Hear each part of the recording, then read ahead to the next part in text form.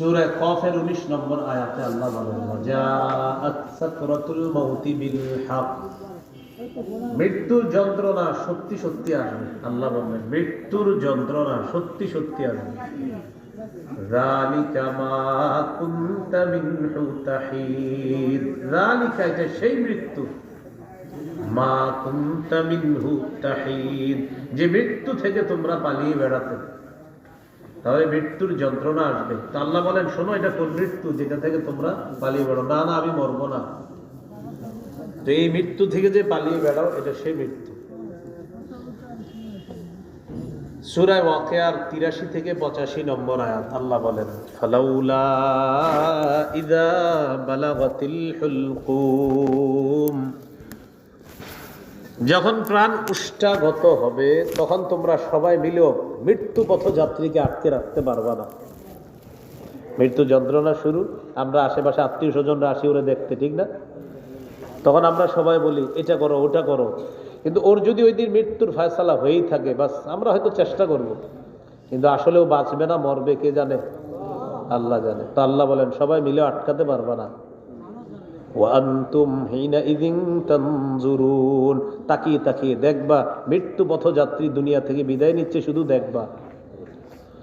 ওয়ানাহনু আকরাবু ইলাইহি মিনকুম ওয়ালাকিন লা তুবসিরুন, আমি তোমাদের চেয়ে তার অধিক নিকটবর্তী, কিন্তু তোমরা তা দেখো না। মৃত্যু পথযাত্রীর অধিক কাছে আমি, তোমরা তা দেখো না।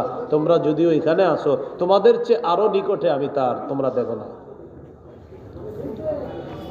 সূরা কিয়ামা 26 থেকে 30 নম্বর আয়াতে আল্লাহ বলেন, হাত্তা ওয়াকাল্লা ইযা বালাগাতিত তারাকিয়া ওয়া কিলা মান রাক।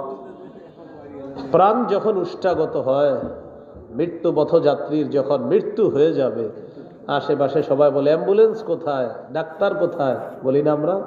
ওয়া কিলা মান রাক।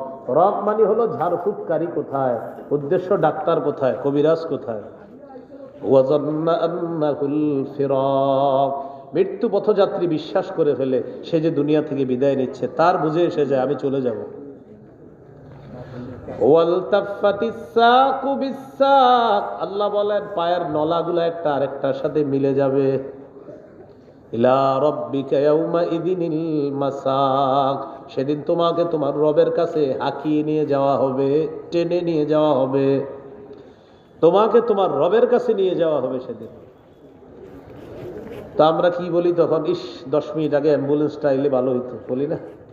আরে 5টা মিনিট আগে ডাক্তারের কাছে নিলে, মানে নিলে কি হইতো, বাইজে যেত। এর মানে ডাক্তারের কাছে নিবেন না এমন না, নিবেন তো অবশ্যই, কিন্তু এইগুলো আর বললেন না। মৃত্যুবরণ করার পরে এটা আর বললেন না, 5টা মিনিট আগে হইলে ভালো হইতো, এটা আর মানে মৃত্যুবরণ করেছে আর কিছু বললেন না, বাস ইন্না লিল্লাহি ওয়া ইন্না ইলাইহি রাজিউন। মৃত্যুর আগে বললেন, ডাক্তার সাহেব দেরি করলেন কেন? আমরা কেন দেরি করলাম? অ্যাম্বুলেন্স দেরি করলে এটা কখন মৃত্যুর আগে বলবে? মৃত্যু হয়ে গেছে, এখন আর বাস দরকার নেই। আমি আপনি যা বলবো কুফুরি শিরকি কথা মুখ দিয়ে এসে পড়তে পারে, এই জন্য মুখ খোলা আর প্রয়োজন নাই। এখন শুধু এটাই, ইন্না লিল্লাহি ওয়া ইন্না ইলাইহি রাজিউন। তখন আমরা পোস্টার বানাই, পোস্টারে লেখা অমুকের অকাল মৃত্যুতে আমরা শোকাহত তার বিদেহী আত্মার মাগফিরাত কামনা করছি। কি লেখে? অমুকের অকাল মৃত্যুতে আমরা শোকাহত। আচ্ছা আপনারা একটু বলেন তো, কোন কালে মরলে ঠিক কাল ছিল? অকাল যে লেখলেন, এখন কোন কালে হইলে এটা সঠিক ছিল? তো এই যে লেখলেন অকাল মৃত্যুতে আমরা শোকাহত, তাহলে অকাল মৃত্যু এটা মুখ দিয়ে কখনো বলবো না, লিখবো না। কেউ লেখলে সেখান থেকে আমরা এটাকে মুছে দিয়ে সংশোধন করে দেওয়ার চেষ্টা করব, বলেন ইনশাআল্লাহ। তাহলে অকাল মৃত্যু বলে কিছু আছে? যার যখন মৃত্যু হয় এটাই সঠিক কাল, কোনো অকাল না। তা আমরা কি লিখে ফেলি? অকাল। এগুলা লেখেন না কিন্তু। তো অকাল মৃত্যু এমনি ছোটদের ব্যাপারে একটা লেখে, তাও এটা জায়েজ নাই লেখা। অকাল অকাল নাই, বাস যখন মারা গেছে ওরে আল্লাহ এই কয়দিনের জন্যই দুনিয়াতে আনছেন, বাস এটাই ওর টাইম। 60 বছরের অনেকে মারা যায়, হেরেও লেখে অকাল মৃত্যুতে আমরা শোকাহত। তো হে কবে মারা গেলে ঠিক ছিল বলেন? তাহলে প্রিয় ভাইরা, মৃত্যুর যন্ত্রণা আসবে, মৃত্যু আসবে, আর মৃত্যুবরণ যে করে ফেলবে লোকটা, এতটুকুই তার সময় ছিল দুনিয়াতে। এইটাকে কেন্দ্র করে কোনো ধরনের শিরকি কথা আমরা মুখে আনবো না। আল্লাহ হেফাজত করে। জালেমদের কাছেও মৃত্যুর যন্ত্রণা আসবে, কাফেরদের কাছেও মৃত্যুর যন্ত্রণা আসবে।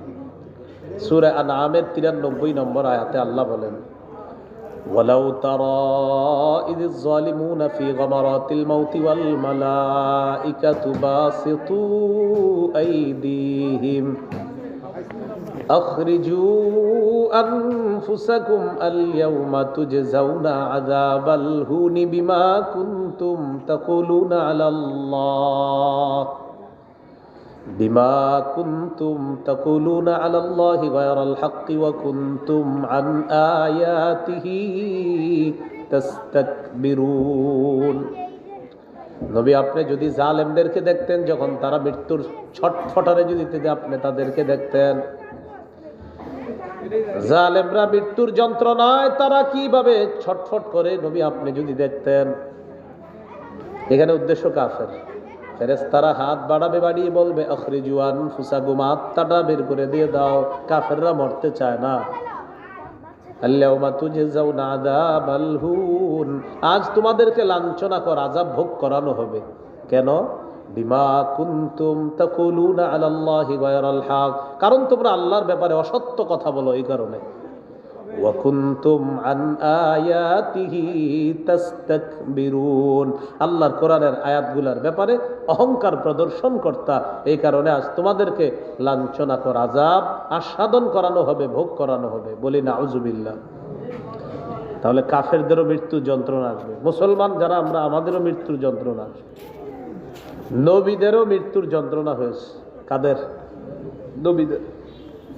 সহিহ বুখারীর বর্ণনা 4449 নম্বর হাদিস। এই হাদিসের বর্ণনাকারী আয়েশা সিদ্দিকা রাদিয়াল্লাহু তাআলা আনহা, তিনি বলেন, আন্না রাসূলুল্লাহি সাল্লাল্লাহু আলাইহি ওয়াসাল্লাম তুওফিয়া ফি বাইতি ওয়া ফি ইয়াউমি ওয়া বাইনা সাহরি ওয়া নাহরি।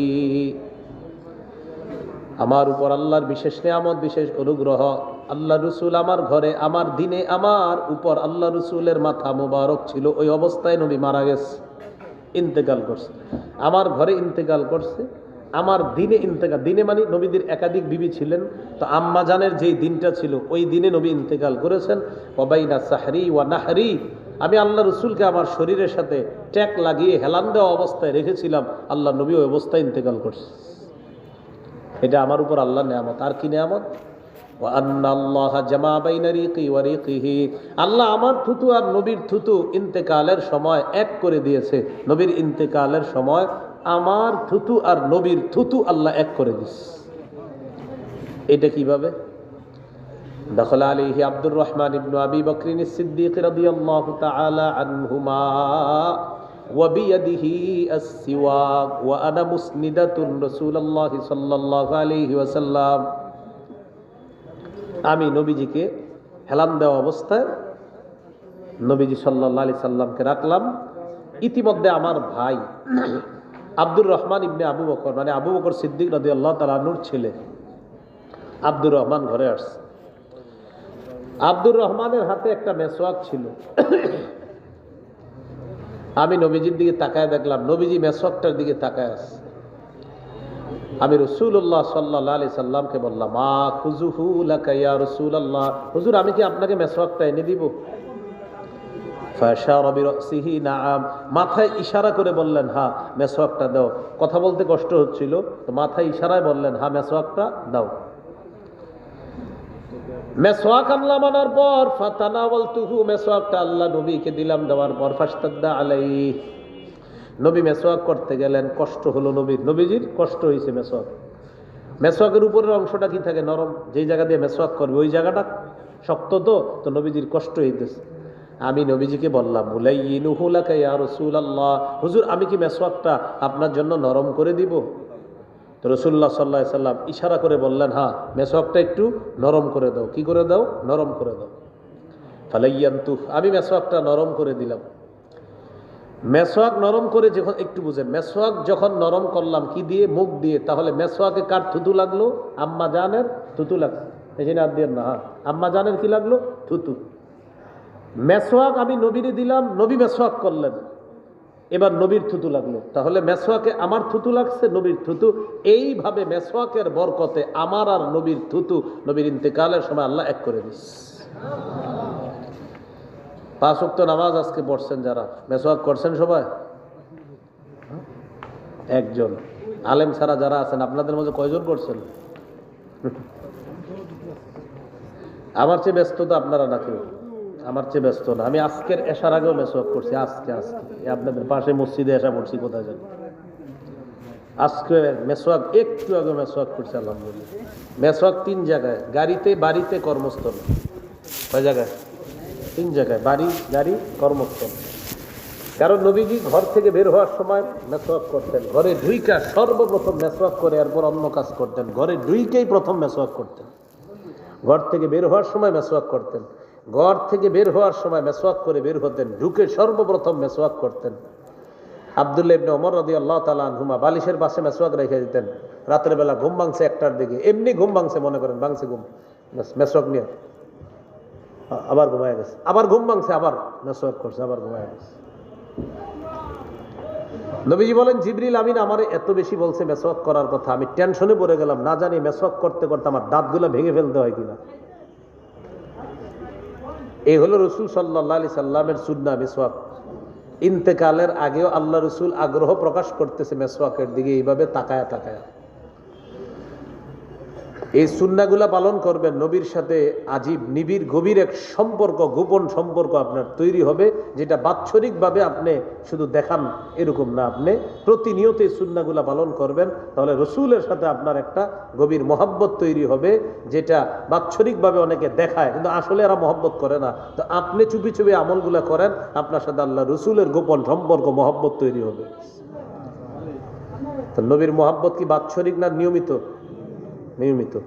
আল্লাহ নিয়মিত মহব্বত রাখার তৌফিক দান করেন। তো রাসূল সাল্লাল্লাহু আলাইহি সাল্লাম মেসওয়াক করলেন, করার পর কি করলেন?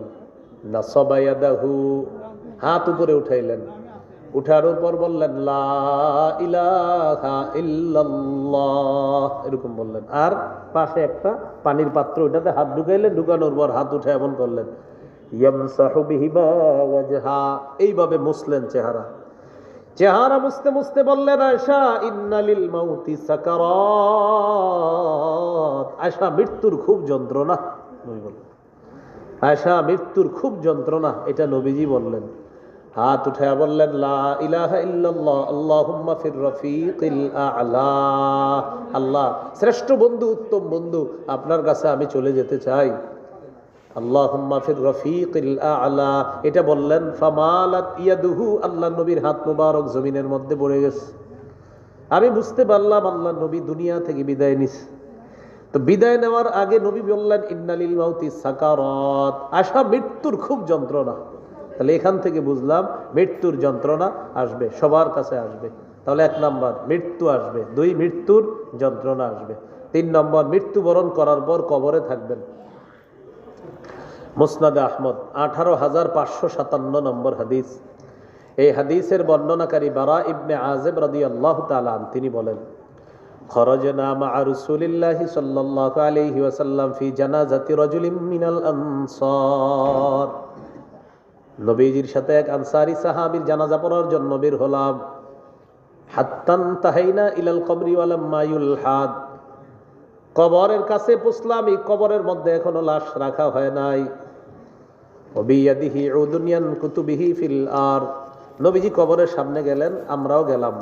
জালাসা, নবী বসে গেলেন এক জায়গায়, ওয়া জালাসনা হাওলা, আমরাও নবীজির আশেপাশে বসে গেলাম।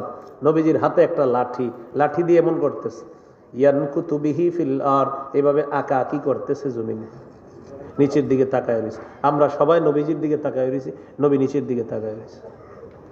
ফারাফা রাসাহু, মাথা উপরে উঠিয়ে বললেন ইস্তাইযু বিল্লাহি মিন আযাবিল কবরি মাররাতাইনি আও সালাসা, শোনো তোমরা কবরের আযাব থেকে পানা চাও।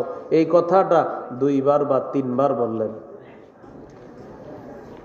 এটা বলার পর আল্লাহ নবী বললেন ইন্নাল আবদাল মুমিনা ইযা কানা ফি ইনকিতাইম মিনাদ দুনিয়া ওয়া ইকবালিম মিনাল আখিরা নাযালা ইলাইহি মালাইকাতুম মিনাস সামা বিদুল ওয়ুজুহ, ইমানদার বান্দা যখন দুনিয়া থেকে বিদায় নেওয়ার সময় হয়, আখিরাতের দিকে রওনা হয়, আসমানের অসংখ্য অগণিত ফেরেশতা সুন্দর চেহারা বিশিষ্ট, কান্না উজুহাহুম আশ-শামস, দেখতে সূর্যের মতো সুন্দর, এমন ফেরেশতারা যেন তাদের চেহারাগুলো সূর্যের মতো সুন্দর।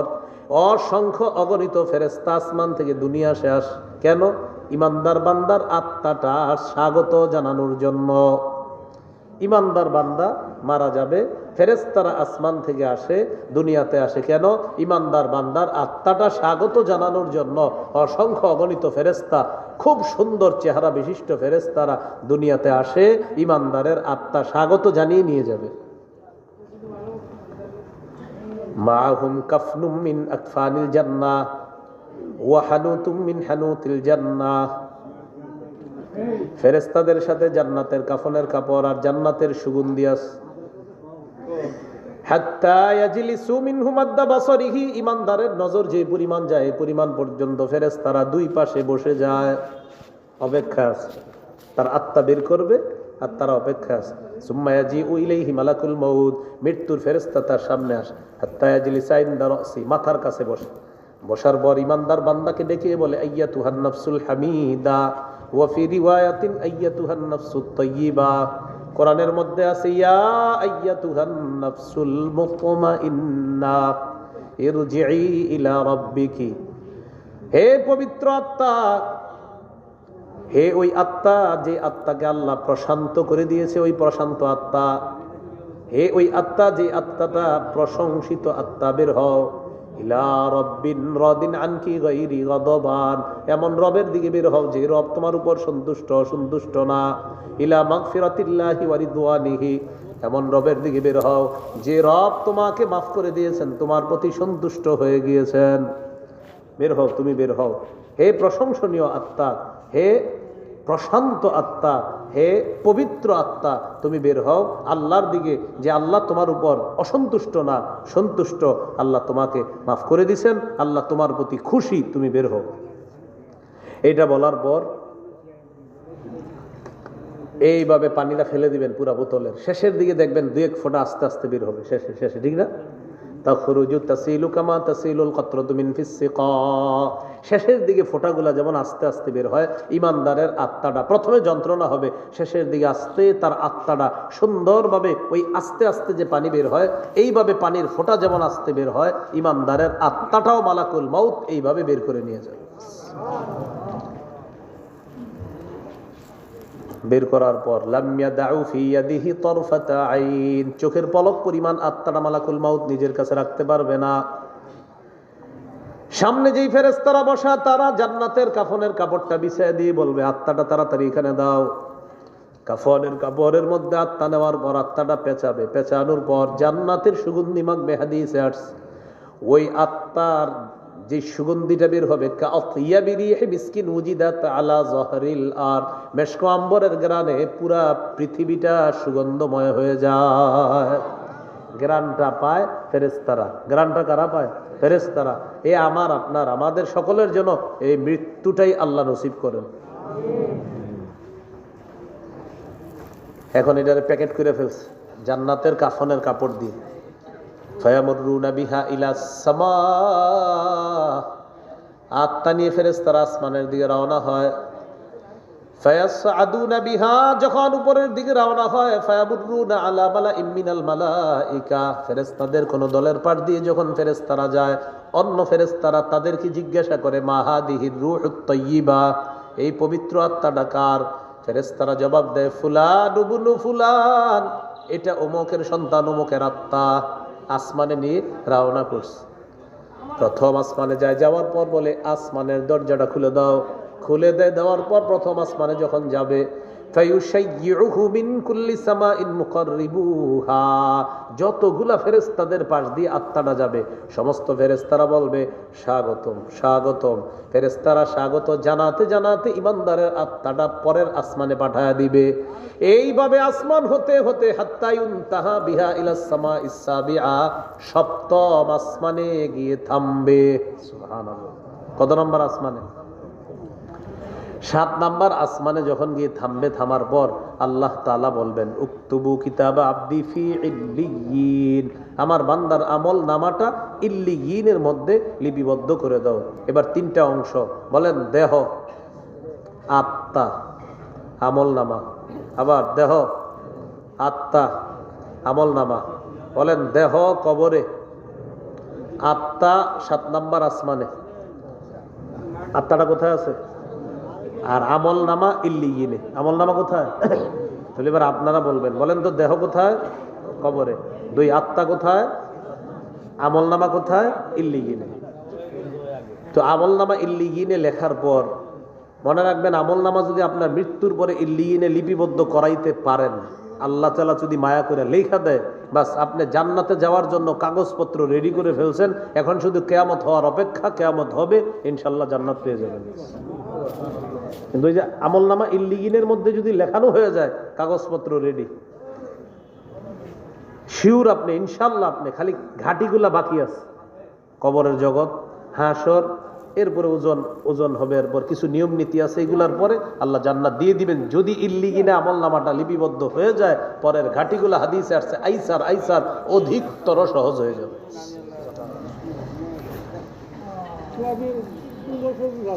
দেহ যখন কবরের মধ্যে রেখে আসলাম, আল্লাহ তাআলা বলবেন আইদুহু ইলাল আরদি, আমার বান্দার দেহের মধ্যে এই আত্মাটা তোমরা পৌঁছে দাও।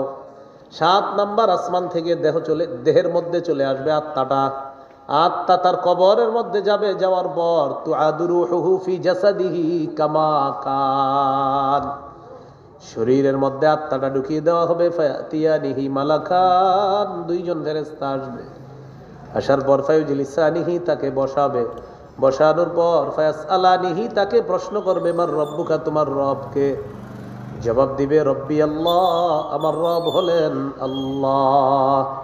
2 নাম্বার প্রশ্ন ওমা দীনুকা, তোমার ধর্ম কি? জবাব দিবে দীনি আল ইসলাম, আমার ধর্ম হলো ইসলাম। তাহলে 1 নাম্বার প্রশ্ন, তোমার রব কে? বলেন তো কে রব? দিল থেকে বলেন, কে? আল্লাহ। একদিন রাসূল সাল্লাল্লাহু আলাইহি সাল্লাম জিহাদের ময়দান থেকে ফেরার সময় সাহাবীদেরকে বললেন, একটু বিশ্রাম নাও।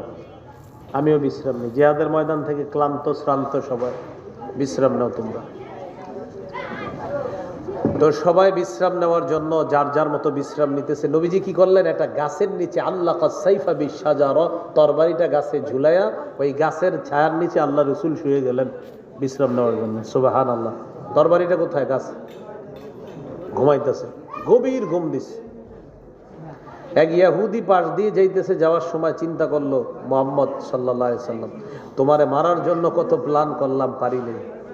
আমাদের এলাকায় দাওয়াত দিয়েও তোমারে মারতে চাইছিলাম, পারি নাই। নবীজিরে মারার অনেক চেষ্টা করছিল। ইহুদিরা একবার দাওয়াত দিয়ে নিয়েছিল।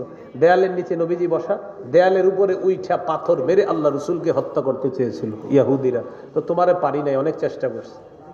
সূরা হাসরের ব্যাখ্যায় লম্বা আলোচনা আছে। নবীজিরে হত্যা করার ষড়যন্ত্র চালিয়েছিল ইহুদিরা বারবার। ইহুদি চিন্তা করলো, এত চেষ্টা করি, পারি না, আজকে মুহাম্মদের তরবারি দিয়ে মুহাম্মদকে শেষ করব। নাউজুবিল্লাহ। সাল্লাল্লাহু আলাইহি ওয়াসাল্লাম, সাল্লাল্লাহু আলাইহি ওয়াসাল্লাম। তো রাসূলুল্লাহ সাল্লাল্লাহু আলাইহি সাল্লামের তরবারিটা গাছের মধ্যে ঝুলানো।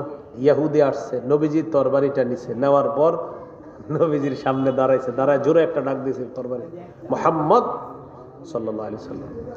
নবীজি চোখ খুলছে, খোলার পর দেখে একজন তরবারি নিয়ে দাঁড়ায় রয়েছে। আমি আপনি হইলে যে কি অবস্থা হইতো আল্লাহ জানে। এইভাবে তরবারি নিয়ে দাঁড়িয়েছে। নবীজির ডাক, মুহাম্মদ মাইয়াম নাউকা মিন্নি, তোমাকে কে বাঁচাবে? নবীজি স্বাভাবিক চেহারা মোবারক, শরীর মোবারকের মধ্যে পেরেশানির বিন্দু মাত্র কোনো ছাপ নাই। চোখ খুইলা তাকায় কয়, নবীজি বলতেছে, ওই ইহুদি বলতেছে, তোমাকে কে বাঁচাবে? নবীজি বললেন, আমার সাথে জবাবটা দেন, বলেন আল্লাহ। বলেন তো সবাই। ইহুদির হাত থেকে কাঁপতে কাঁপতে তরবারি পড়ে গেছে। নবীজি তরবারি নিয়ে বললেন, মাইয়াম নাউকা মিন্নি, তোমারে কে বাঁচাইবে? ইহুদি বলতেছে, মুহাম্মদ তুমি ছাড়া তো কেউ নাই। নাউজুবিল্লাহ। মানে তার তো বিশ্বাস নাই আল্লাহর প্রতি। তো নবীজি বললেন, সাহাবীরা ঘুমায়, জানতে পারলে খবর ছিল তোমার, যাও আমি মাফ করে দিচ্ছি, যাও। ইহুদিরা আল্লাহ রাসূল সাল্লাল্লাহু আলাইহি সাল্লাম মাফ করে দিয়েছিলেন। আমার বলার উদ্দেশ্য ছিল, এই তরবারি নেওয়ার পর বলছিল কে বাঁচাবে? নবী জবাব দিয়েছেন কি? আল্লাহ। মুসলমানের এটা সবচেয়ে বড় একটা শক্তি ছিল, কি বলেন তো? আল্লাহ। কিন্তু মুসলমান এখন সবাই বস্তুবাদ, সমাজবাদ ইত্যাদি বিভিন্নবাদ, বহুত্ববাদ, গণত্ববাদ, কচুত্ববাদ আর বিবিত্ববাদের মধ্যে পইরা এখন আসল জায়গা থেকে মুসলমান সরে আসছে। তো এই জন্য কি বাদ? সব বাদ, বস্তুবাদ, সমাজবাদ, পুঁজিবাদ, এখন আবার বহুত্ববাদ, কচুত্ববাদ, এটা আমার পক্ষ থেকে বানানো কচুত্ববাদ। হ্যাঁ, তো এই বাদে বাদে সবাই আছে থাকার কারণে মুসলমানের যে আসল শক্তি, এখানে মুসলমান ব্যর্থ। অথচ আল্লাহ সূরা বাকারার 257 নম্বর আয়াতে বলে দিয়েছেন, আল্লাহু ওয়ালিয়্যুল্লাযীনা আমানু, মুমিনদের অভিভাবক আল্লাহ, ওয়াল্লাযীনা কাফারু আউলিয়াউহুমুত তাগুত, কাফেরদের অভিভাবক শয়তান, তাগুত।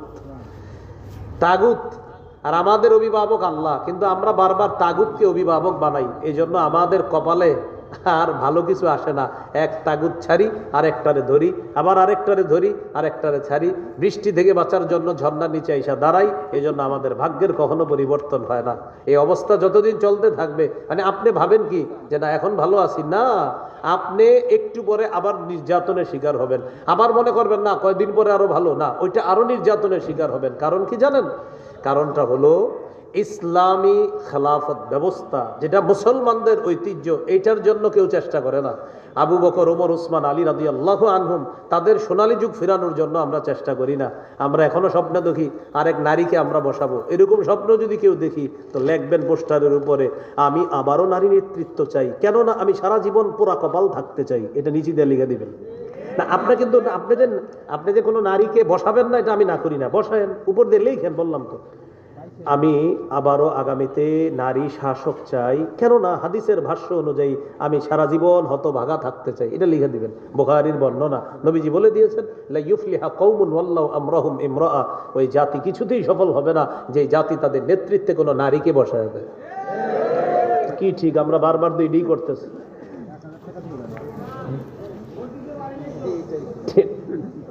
এর আগে যেটা করছেন সেটা তো একই।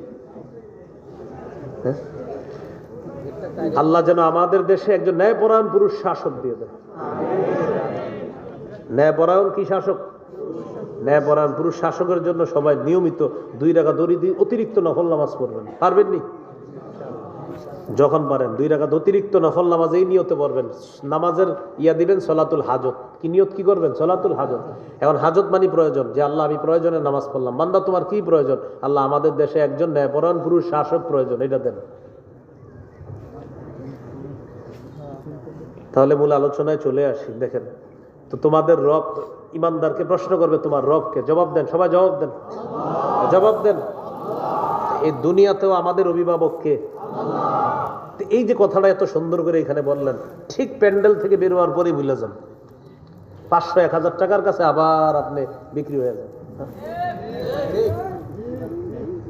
তো প্রশ্ন করবে, আমার রব্বুকা? জবাব দিবে, রব্বি আল্লাহ, আমার রব হলেন আল্লাহ। ওয়া মা দীনুকা, তোমার ধর্ম কি? জবাব দিবে, দীনিয়াল ইসলাম, আমার ধর্ম হলো ইসলাম।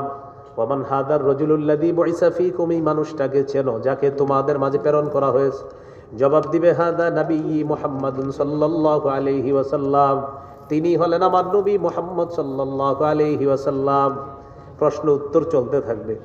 ফেরেশতারা প্রশ্ন করবে, আইনা ওয়াজাদতা হাদা, তুমি এই প্রশ্নের জবাব কোথায় শিখে আসলা? বান্দা জবাব দিবে, করাতু কিতাবাল্লাহ, দুনিয়াতে আল্লাহর কোরআন পড়েছিলাম, কোরআনওয়ালাদের সান্নিধ্যে গিয়েছিলাম, সেখান থেকে 3 প্রশ্নের জবাব শিখে কবরের মধ্যে আসলাম। প্রশ্নের জবাবগুলা দুনিয়াতে শিখেছি। আমি ইসলামী মূল্যবোধে বিশ্বাস করতাম, ইসলাম আমাকে শিখাইছে কবরে 3টা প্রশ্ন হবে, সেগুলো আমি শিখে আসছি। আল্লাহ আসমান থেকে ওই ফেরেশতাদেরকে ডাক দিয়ে বলবেন, ফায়ুনাদি মুনাদিম মিনাস সামা আন সাদাকা আবদি, আসমান থেকে একজন আহ্বানকারী ডেকে বলবে, ও ফেরেশতারা, আর প্রশ্ন করা দরকার নাই, আমার বান্দা যা বলেছে আমি আল্লাহ সত্যায়ন করে দিলাম। এরপর আল্লাহ বলবেন, আফরিশুহু মিনাল জান্নাহ, তার কবরে জান্নাতের বিছানা বিছায়া দাও। ওয়ালবিসুহু মিনাল জান্নাহ, শরীরে জান্নাতের পোশাক পরায়া দাও। ওয়াফতাহু লাহু বাবান ইলাল জান্নাহ, কবর থেকে জান্নাত পর্যন্ত একটা পকেট দরজা খুলে দাও। ফায়াতিহা মিন রিহিহা ওয়া তিবিহা, দরজা খুলে দেওয়ার পর জান্নাতের নাজ নিয়ামত সুগন্ধি তার কবরের মধ্যে আসবে। কবরটা হয়ে যাবে জান্নাতের একটা অংশ। জান্নাতের অংশ মানে ওই যে আল কবরু রাউযাতুম মিন রিয়াজিল জান্নাহ আও হুফরাতুম মিন হুফারিন নার। তো তো জান্নাতের একটা বাগান হয়ে যাবে ওই ব্যক্তির কবরটা। যখন ওই ব্যক্তি কি হবে? মুমিন হবে, যার আমল নামাটা ইল্লিগিনের মধ্যে লেখা হবে। আর যে 3 প্রশ্নের জবাব সঠিক দিয়ে দিবে, তার কবরে জান্নাতের বিছানা, তার শরীরে জান্নাতের পোশাক, আর তার কবর থেকে জান্নাত পর্যন্ত একটা দরজা, সেটা দিয়ে নাজ নেয়ামত, যেগুলা আপনার সুন্দর ঘ্রাণ, সুঘ্রাণ তার কবরে আসতে থাকবে।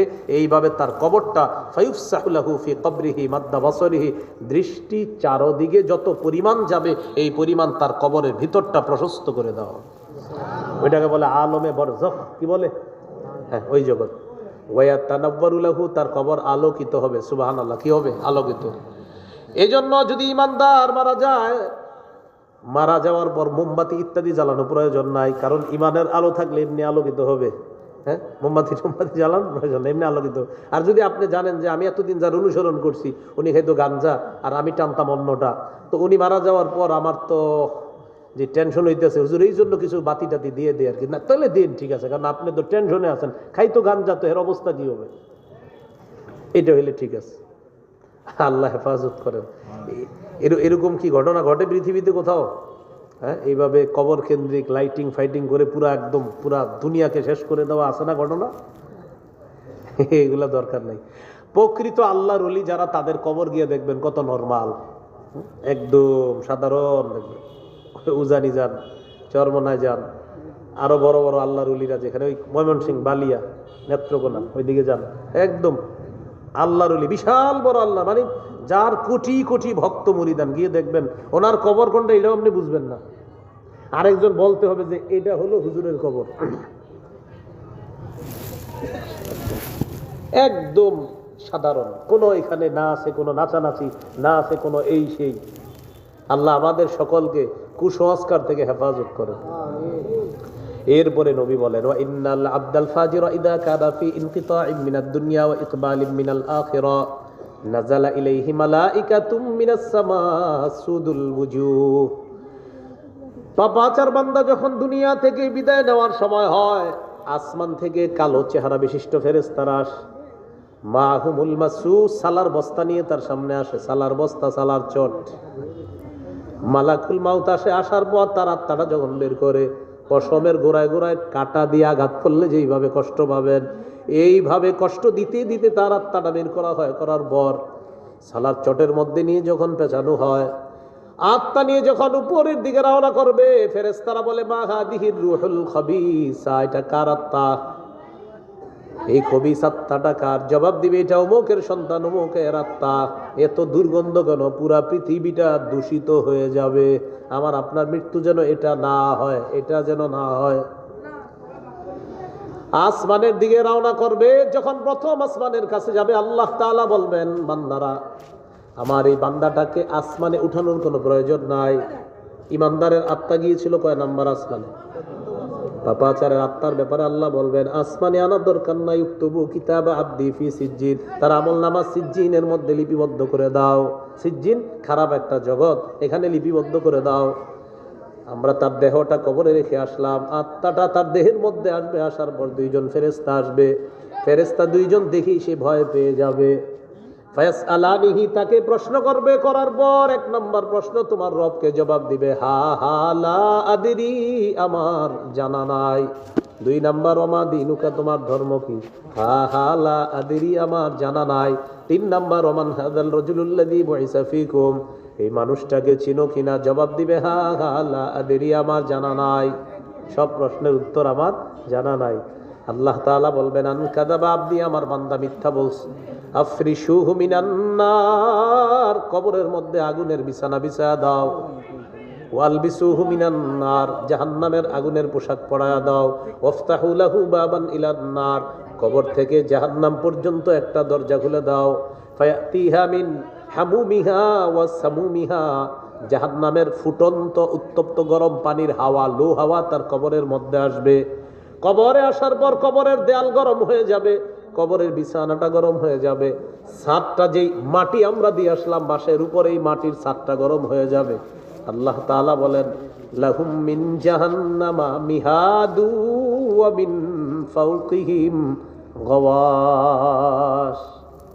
মিহাদ, আগুনের বিছানা, অমিন ফাওকিহিম গওয়াশ, ছাদটা হবে আগুনের ছাদ, আচ্ছাদন যেটা উপরে থাকবে তাকে ঢেকে রাখবে যেটা, এটাও হবে আগুনের।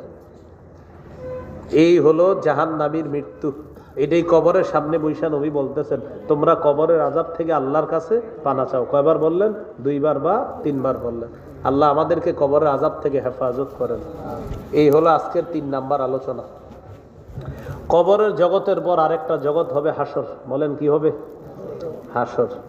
হাসরের ময়দানে 2টা গ্রুপ হবে, একটা হবে সৌভাগ্যবান, আরেকটা হবে হতভাগা। তো সৌভাগ্যবান কারা হবে? আল্লাহ তাআলা বলেন, ফাআম্মা মান উতিয়া কিতাবাহু বিয়ামিনিহি ফায়াকুলু হাউম ইকরাউ কিতাবিয়া। যার আমলনামা ডান হাতে দেওয়া হবে, আমলনামাটা অন্যদেরকে নিয়ে বলবে, ইকরাউ কিতাবিয়া, আমার আমলনামাটা তোমরা পড়ো।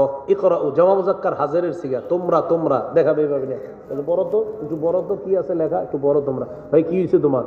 আল্লাহ আমাকে ডান হাতে আমলনামা দিছে, আমি জান্নাতি, তোমাদেরকে দেখাইতে আসলাম, খুশিতে দেখাইলাম। ডান হাতে দিবে যার আমলনামা, ও বলবে অন্যদেরকে, ইকরাউ কিতাবিয়া, এই পড়ো, আমার আমলনামা পড়ো। আপনারা রেজাল্ট পান, এসএসসি এইচএসসি রেজাল্ট পাওয়ার পর ফুফু খালা বাবারে কত শখ করে দেখায়। আপনারাও দেখান আপনার ছেলের রেজাল্ট আরেকজনে, যে আমার ছেলে পাস করছে, ঠিক না? দেখাই না? ওই বান্দা ডান হাতে আমলনামা পেয়ে অন্যদেরকে বলবে, দেখো আমারে আল্লাহ ডান হাতে দিছে, আমি জান্নাতি। ইন্নী জনান্তু আন্নী মুলাকিন হিসাবিয়া, আমি জানতাম, আমি এই হিসাব বিশ্বাস করতাম যে আজকে আমি হিসাবের মুখোমুখি হব। তো আল্লাহ তাআলা বলেন, ফাহুয়া ফি ঈশাতির রাদিয়া, সে আনন্দময় জীবনের মধ্যে বসবাস করতে শুরু করবে। ফি জান্নাতিন আলিয়া, উঁচু বাগানে সে প্রবেশ করবে জান্নাতে। জান্নাতের গাছগুলা, ফলগুলা, কুতুফুহা দানিয়া, গাছের ছড়িগুলা, ফলগুলা হযরতের মুখের সামনে আসবে। হযরত মানে আমরা হুজুররাই না, খালি আপনারা যারাই যাবেন জান্নাতে, বুঝছেন সবাই, হ্যাঁ, তার মুখের সামনে আসবে।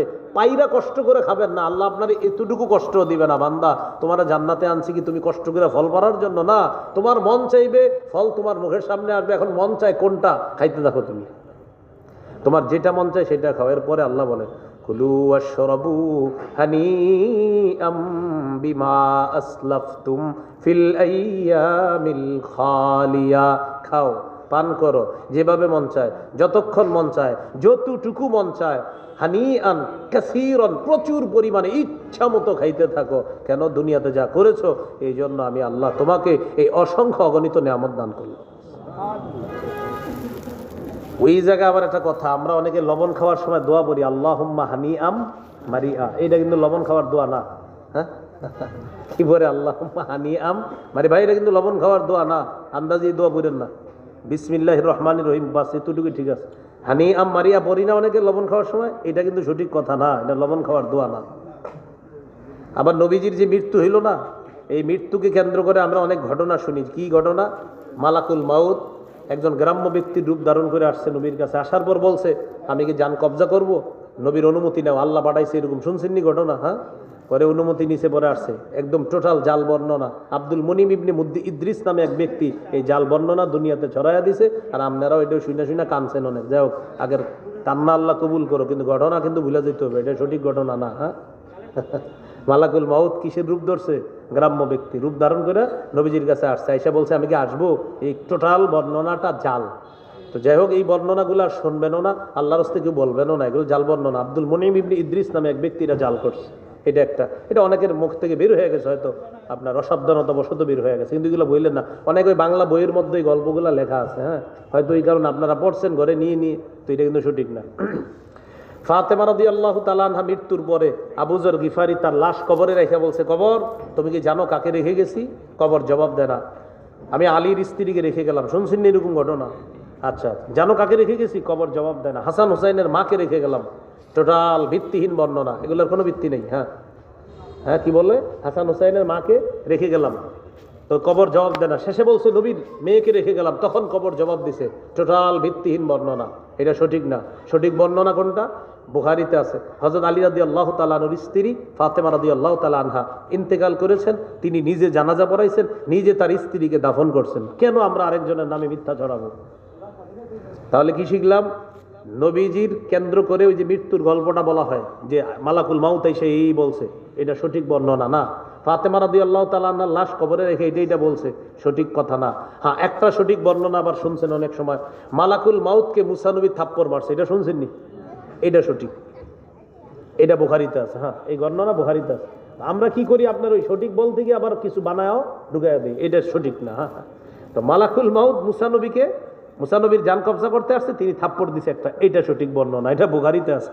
এটার লগে বলতে গিয়ে আবার আমাদের নবীর নিয়ে আসে আইনা বলে কি ভাই নবীর কাছেও মালাকুল মাউত আসছিল, আসার পর একজন গ্রাম্য ব্যক্তি রূপ ধারণ করছে। ভাই দেখেন, এটা আব্দুল মুনঈম ইবনে ইদ্রিস নামে এক ব্যক্তি দুনিয়াতে ছড়াইয়া দিছে, বাস আমরাও এটা গ্রহণ কইরা। আর আমাদের সমাজের মানুষের অবস্থা হলো এইগুলা বললে এরা খুব খুশি হয়, আর মাথাটা নাইরা খুব কান্নাকাটি করে।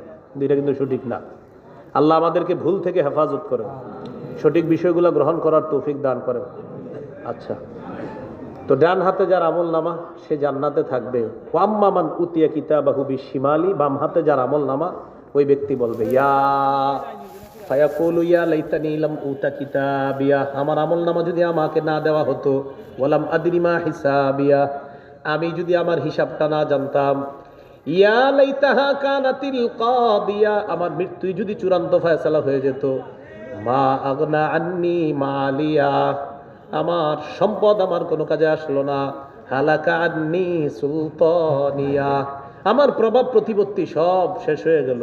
আল্লাহ তাআলা বলবেন খুজু, এটারে ধরো, ফাগুল্লু, বেড়ি পরাও, সুম্মাল জাহিমা সল্লু, কবরের পাশে জাহান্নামের গর্তের পাশে নিয়ে দাঁড় করাও, সুম্মা ফি সিলসিলাতিন যারউহা ৭০ যিরাআন ফাসলুকু, এরপর শিকল ৭০ গজ শিকল দিয়ে এটারে বাঁধো, নাকের ছিদ্র দিয়ে ঢুকায়া পিছনের রাস্তা দিয়ে বের করে শিকল দিয়ে ওরে বেঁধে আল্লাহ বলবেন সুম্মাল জাহিমা সল্লু, ধাক্কা মেরে জাহান্নামে ফেলে দাও।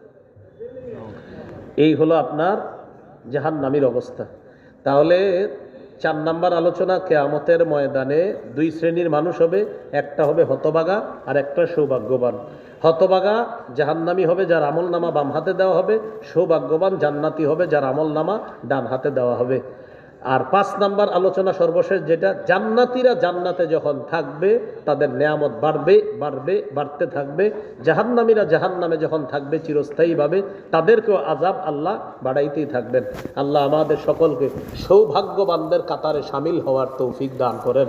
সুবহানাল্লাহি ওয়া বিহামদি, সুবহানাকাল্লাহুম্মা ওয়া বিহামদিকা, আশহাদু আল্লা ইলাহা ইল্লা আনতা, আস্তাগফিরুকা ওয়া আতুবু ইলাইক। আমিন ওয়া আখিরু দাওয়ানা আলহামদুলিল্লাহি রাব্বিল আলামিন। আসসালামু আলাইকুম ওয়া রাহমাতুল্লাহি ওয়া বারাকাতুহু।